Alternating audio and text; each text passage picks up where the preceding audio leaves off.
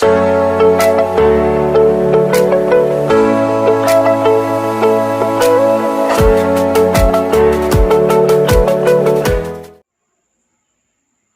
Morning, मैं ममता, कला अध्यापिका चंदापुर ATS। आज हम पढ़ेंगे आलेखन में प्रयुक्त होने वाली सामग्री के बारे में। इसके पहले हमने देखा कला क्या है, कला में आलेखन, आलेखन के प्रकार, रंग, और उसके बाद अब आता है आलेखन रचना हेतु आवश्यक सामग्री, जिसमें है पेंसिल, रबड़, ड्राइंग बोर्ड, रंग, झाड़न और ब्रश। तो पेंसिल में हम कौन सी पेंसिल किस लिए यूज करेंगे ये देखेंगे कि HB पेंसिल, HB पेंसिल हम ड्राइंग बनाने के लिए, आलेखन बनाने के लिए यूज करेंगे, और ट्रेसिंग पेपर द्वारा आकारों को खींचने के लिए B या 2B पेंसिल का प्रयोग करना चाहिए। जैसे ट्रेसिंग पेपर हम चित्र को दोबारा रिपीट करने के लिए यूज करते हैं। एक साइड डिज़ाइन बनाने के बाद उस पेपर को, ट्रेसिंग पेपर को उस पर रख करके और B या 2B पेंसिल से उसको ट्रेस कर लेंगे और दूसरे साइड खाली जगह पे उसको उतार लिया जाता है। तो उसमें B या 2B पेंसिल का प्रयोग करना चाहिए। फिर उसमें रबड़, रबड़ का हम यूज करेंगे जो रबड़ सॉफ्ट हो और मिटाने में साफ सुथरा रहे, काला ना पड़े। इसके बाद आता है तीसरा ड्राइंग बोर्ड। ड्राइंग बोर्ड मुलायम व हल्की लकड़ी का होना चाहिए। ड्राइंग बोर्ड किस लिए यूज करते हैं? वो पेपर को रखने के लिए, ताकि हमें एक आधार मिले और हमारी ड्राइंग खराब ना हो। तो वो हल्का होना चाहिए। हल्का इसलिए होना चाहिए ताकि हमें उठाने में और उस पर पेपर रख के पिन लगाने में आसानी हो। उसके बाद चौथा आता है रंग। पोस्टर कलर तथा पारदर्शी जल रंगों का प्रयोग करना चाहिए। आलेखन में पोस्टर कलर तथा पारदर्शी जल रंग, ये पोस्टर कलर का यूज करना चाहिए, और वाटर कलर जिसको बोलते हैं जल रंग हिंदी में, उसका प्रयोग करना चाहिए। पांचवा झाड़न, साफ रुमाल का प्रयोग करना चाहिए। झाड़न क्या है? जैसे कि हमने ड्राइंग पेपर पे बनाया, मिटाया, तो उसको साफ करने के लिए हाथ से नहीं झाड़ना चाहिए, उसको जो है किसी साफ कपड़े से, रुमाल से साफ करना चाहिए। छठा आता है ब्रश। आलेखन के अनुरूप मोटे पतले ब्रश का प्रयोग करना चाहिए। मतलब हमारा आलेखन कैसा है तो हमें उसी के अनुरूप ब्रश का उपयोग करना चाहिए। इसके बाद आता है आलेखन में रंग भरने की विधि। प्रथम पृष्ठभूमि में रंग भरना। प्रथम पृष्ठभूमि में रंग भरना क्या है? सबसे पहले हम आलेखन पेंसिल से बनाने के बाद जब पूरा आलेखन बन जाएगा तो उसमें रंग भरेंगे।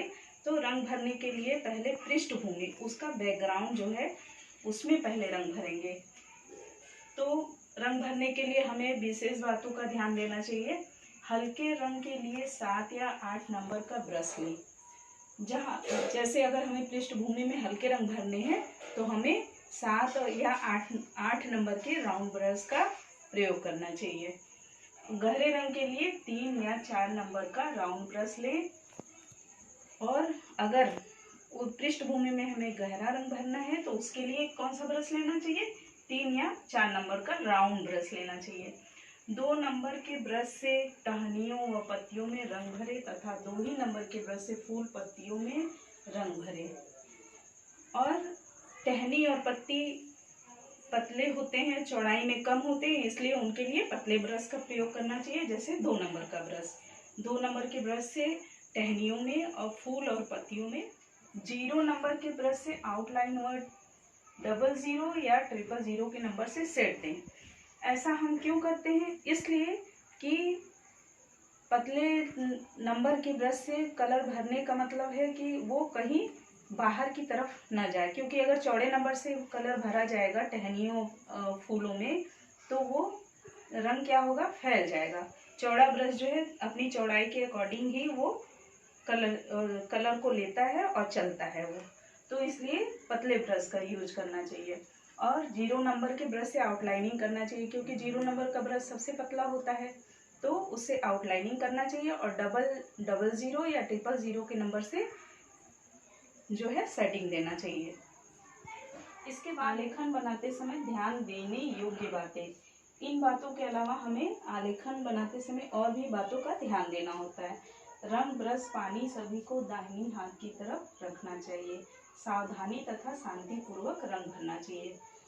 जब आलेखन बन जाता है, पेंसिल ड्राइंग पूरा होने के बाद जब कलर भरना होता है तो हमेशा ये ध्यान रखना चाहिए कि हमें जब कलर करने बैठें तो कलर को हम अपनी बाईं तरफ से न उठा के दाहिनी तरफ रखें, ताकि हमें कलर लेने में आसानी हो। और माहौल का भी ध्यान रखना चाहिए ताकि वहाँ पे शांति हो, ताकि रंग भरने में आसानी हो और हमें कोई डिस्टरबेंस ना हो। हाथ और ब्रश को साफ कर लेना चाहिए। हमेशा कलर करने से पहले अपने हाथों को साफ कर लें और ब्रश को भी साफ कर लें। ब्रश को कभी भी कलर लगाने के बाद जो है ऐसे ही नहीं रख देना चाहिए, साफ करके रखना चाहिए और कलर करने से पहले भी उस ब्रश को पानी से साफ कर लेना चाहिए। तीसरा है, रंग करते समय अपने हाथ के नीचे सफ़ेद कागज रखना चाहिए। सफ़ेद कागज क्यों रखना चाहिए? इसलिए कि ताकि हमारा जो ड्राइंग है वो हमारे हाथों से, पेंसिल का ड्राइंग गंदा ना हो या कोई कलर हमारे हाथ से इधर उधर ना फैले।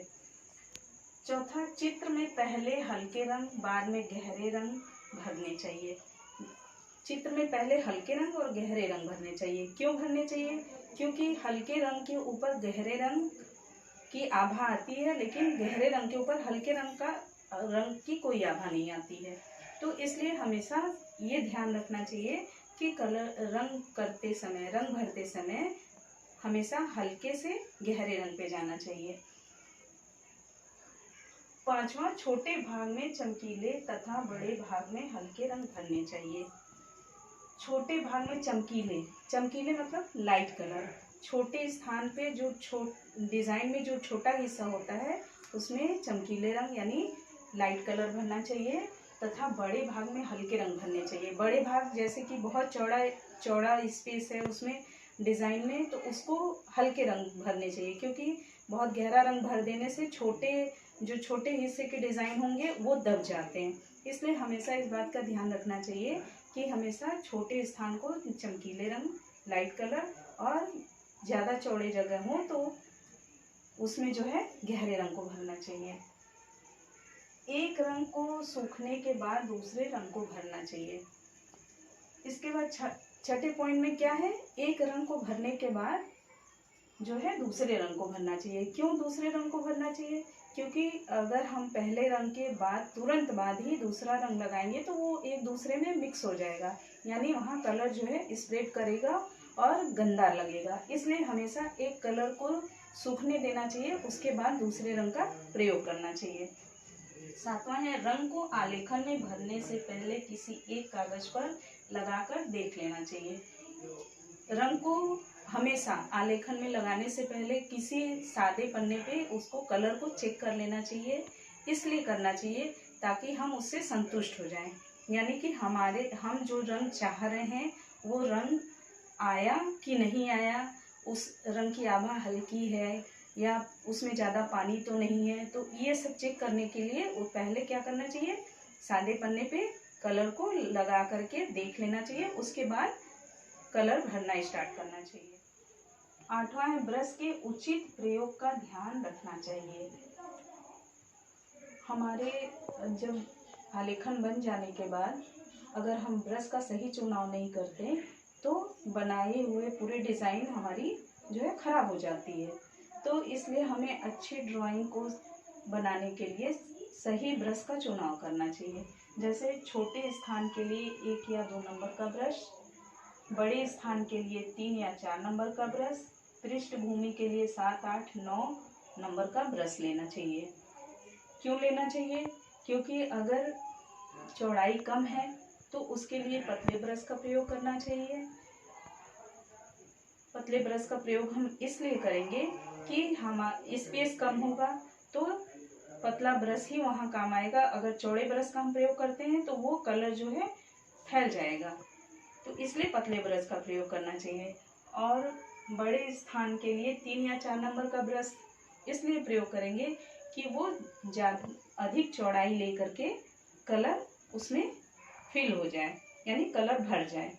और पृष्ठभूमि के लिए 7, 8, 9 नंबर का ब्रश लेंगे। इसलिए 7, 8, 9 नंबर का लेंगे कि पृष्ठभूमि में ज़्यादा जगह होती है, स्पेस होता है, तो इसलिए चौड़े जितनी भी चौड़ाई है पृष्ठभूमि में ज़्यादा, वहाँ पे इन चौड़े ब्रश का प्रयोग करना चाहिए। और हमेशा ये ध्यान रखना चाहिए कि आलेखन में राउंड ब्रश, जो गोल ब्रश आता है, उसका प्रयोग करें। फ्लैट ब्रश का प्रयोग नहीं करना चाहिए, क्योंकि उससे पूरे डिज़ाइन पे कलर चढ़ जाता है ऊपर से। इसलिए हमेशा राउंड ब्रश का प्रयोग करना चाहिए। सही ब्रश का चुनाव करना चाहिए ताकि हमारा आलेखन सुंदर बने, क्योंकि सही ब्रश के चुनाव न होने के कारण जो है कि आलेखन खराब हो जाता है। हम अच्छे से अच्छा डिज़ाइन बना ले, अगर सही ब्रश का चुनाव नहीं करते हैं या साफ सफाई पे उस पर ध्यान नहीं देते हैं, तो हमारी जो है मेहनत पूरी खराब हो जाती है। इसलिए हमें आलेखन बनाते समय आवश्यक बातों पे विशेष ध्यान देना चाहिए। इसी के साथ आज ये टॉपिक ख़त्म होता है। इसके बाद हम जो है दूसरा टॉपिक शुरू करेंगे, जो कि है हमारा ड्राइंग बनाने से स्टार्ट।